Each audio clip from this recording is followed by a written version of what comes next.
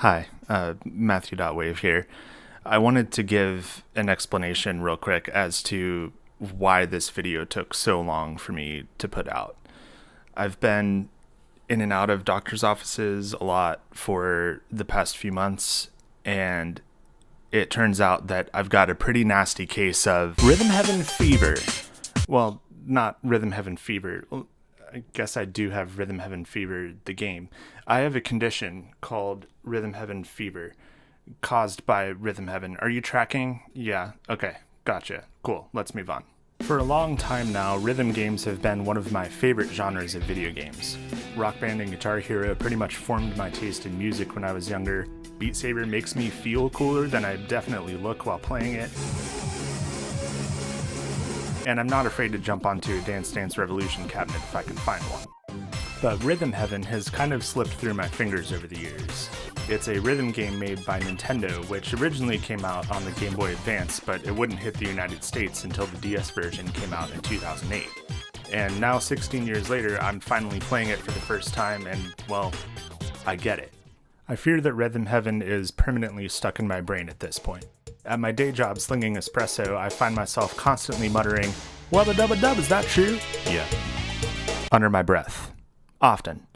And if I couldn't sleep at night, I would slip out into the living room and play Rhythm Heaven on the DS, and when I was done with that game, I almost immediately launched into Rhythm Heaven Fever for the Wii and played through more than half of the game in one sitting before telling myself that it's time to stop. Nintendo, laced this game with something, okay? They know what they're doing over there. They know how to make addictive games. Breath of the Wild is proof of that. But Rhythm Heaven is different. It has sauce to it, and I had to figure out what it is that makes this such an addictive blast of a game to play. And it's not just the music either, it's also its unique approach to rhythm gameplay and how it has a boatload of charm and how that comes together to make one of Nintendo's most interesting franchises.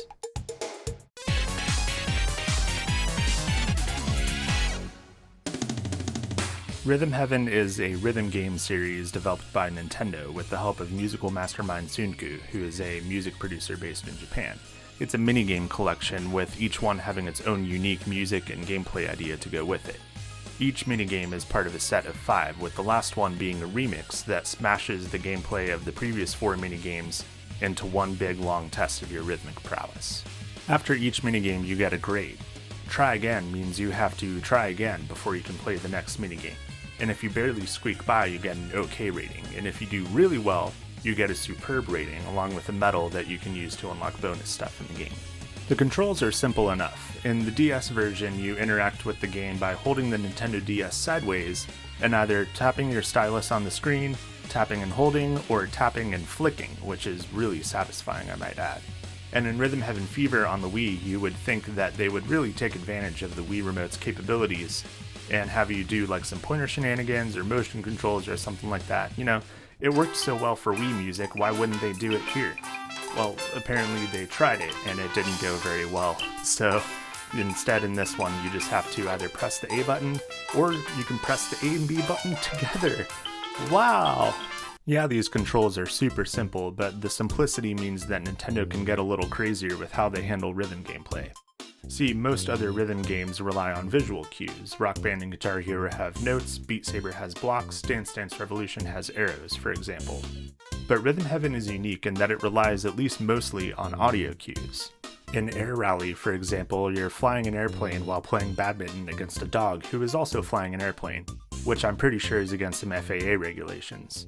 All you have to do to play is press A to hit the shuttlecock back and forth between your 2 airplanes. Most of the time you'll be hitting on the 2 and the 4, but every once in a while the dog will give you an audio cue to let you know that you're about to switch to halftime, in which case you will only be hitting on the 3. Also, sometimes during Air Rally the dog will fly way out ahead of you and he just screams his cue and it's so funny. I love it so much. I'll talk more about the humor of Rhythm Heaven later, but it's so funny, man. Oh my goodness. Anyway, another way the game uses audio cues is through call and response, kind of a musical Simon Says.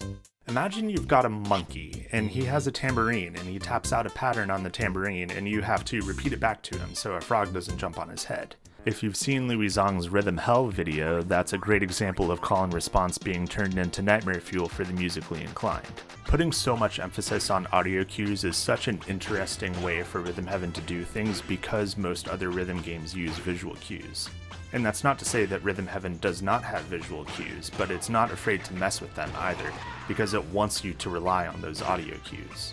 Taking away your visual cues and making you rely on audio cues is part of Rhythm Heaven's whole deal, and it makes that mission statement clear even in the tutorial level of Rhythm Heaven Fever. The game opens with a test to see how good your sense of rhythm and Bluetooth Wii Remote latency are, and they pretty quickly take away your visual cues to see just how good you do without it. Just probably not well. Simple controls and interesting rhythm gameplay means that Rhythm Heaven can do some interesting stuff with its music, which brings me to...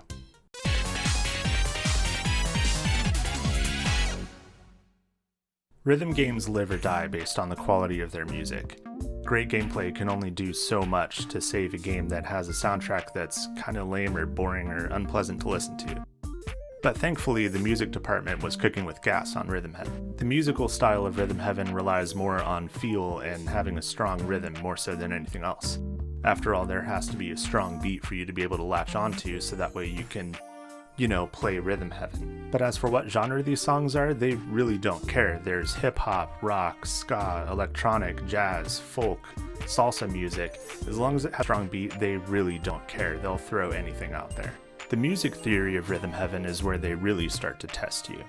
Most of these songs are in pretty standard time signatures like 4/4 or 6/8, but what happens when you have to keep time to a swung 4/4 like in Love Rap?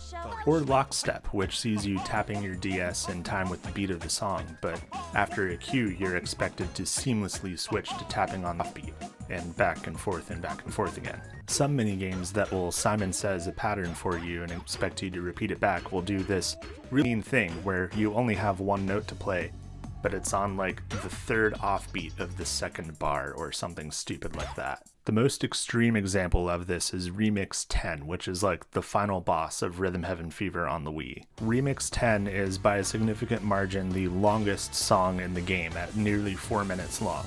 It blows by at 164 beats per minute. It uses every single minigame that you have played up to that point, including the tutorial and the credits, and it changes the feel of its 4/4 time signature, I think 10 times by my count.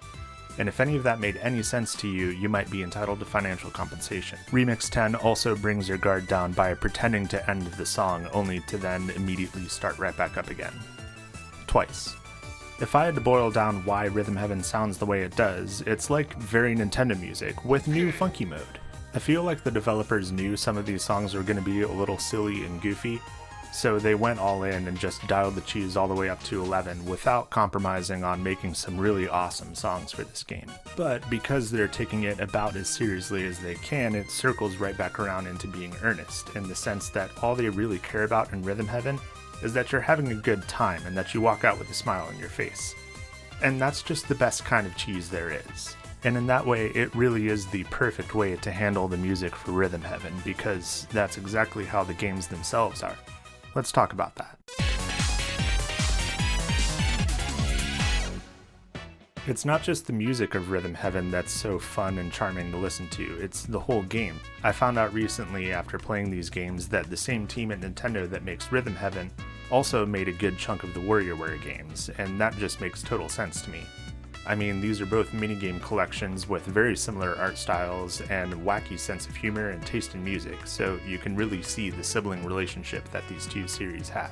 But while I do like me some WarioWare, good lord, Rhythm Heaven is charming as heck. It's one of the funniest games I've ever played, and it had a smile on my face for pretty much the entire time, even as it was putting me in my place. I mentioned the Air Rally dog from earlier, whose voice recording sessions I would pay good money to see, but there's other little things too, like the tambourine monkey from Tambourine.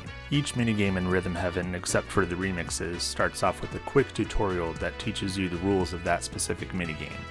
In Tambourine, the monkey is your scholar in the ways of the tambourine, but all of his directions are in monkey, naturally. But once you've nailed the first half of the tutorial, the tambourine monkey will reward you by speaking in perfect English for the rest of the tutorial. Another one that I love is the very first minigame in Rhythm Heaven Fever, called Hole in One.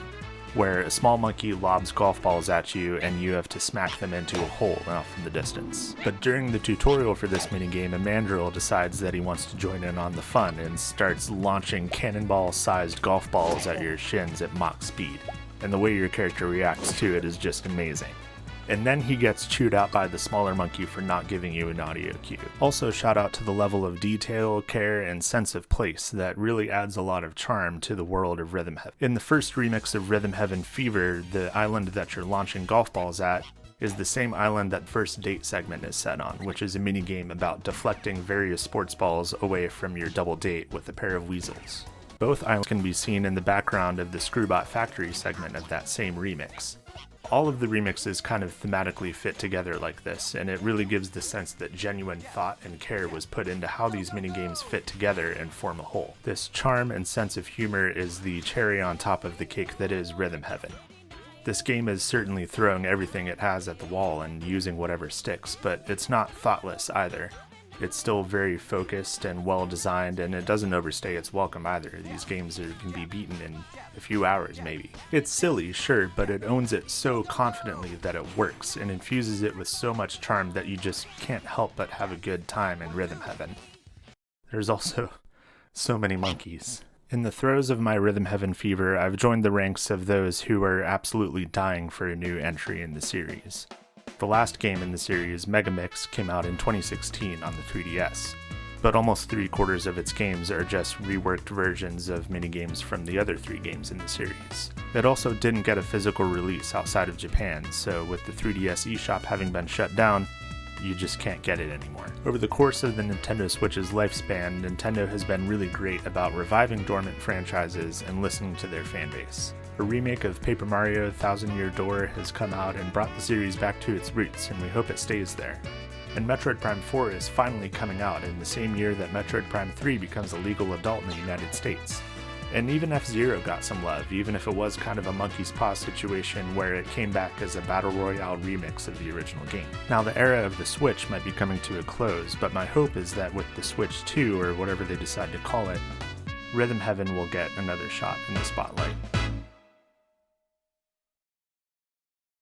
Hey, thanks for watching my video. I'm sorry it took me so long to make. I've been a busy boy pretty much all summer, and I also started playing Stardew Valley again, so that doesn't help anything. But I hope the wait was worth it. I know a good handful of people have requested that I talk about Rhythm Heaven specifically, and I've really fallen in love with these games and was really excited to get the opportunity to talk about them. And if you've made it this far in the video, please let me know down in the comments what your favorite Rhythm Heaven remix is. And if you haven't played these games for yourselves, I highly encourage you to do so. Track down a copy, maybe you've got a Wii sitting around somewhere, give it a whirl, it's such a blast, it really is. And if you had a good time here, be sure to like and subscribe so that way you can keep up with whatever I'm up to next. And I'll see you in the next video. Bye!